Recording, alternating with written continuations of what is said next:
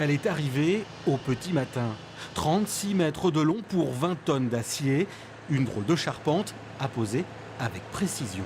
Ça représente quand même un chantier assez compliqué, hein, parce que on a beaucoup d'interactions entre le béton et la charpente. C'est au millimètre, hein, on n'a pas de contraintes différentes que ça.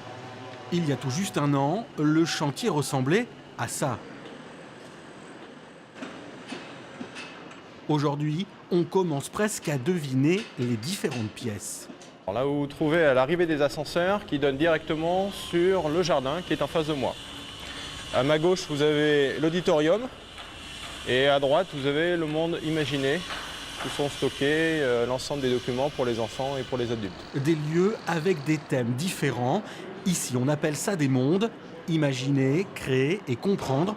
3 au total, tous reliés les uns aux autres. On aura les DVD qui seront répartis dans l'ensemble du monde, les ordinateurs qui seront derrière moi et l'ensemble des BD qui sont devant la fenêtre. Elle va regrouper un certain nombre de documents qu'il n'y a pas dans les autres médiathèques et ça sera aussi la mère de l'ensemble du réseau des autres médiathèques sur le périmètre du Grand Angoulême.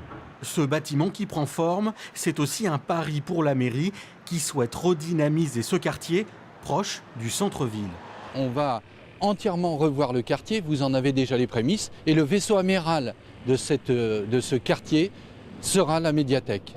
Elle sera visible de l'ensemble de l'agglomération et elle sera vraiment le cœur, le poumon de ce quartier. Soyez patients, il va encore falloir attendre une année avant de consulter ou d'emprunter livres, CD et bandes dessinées, évidemment.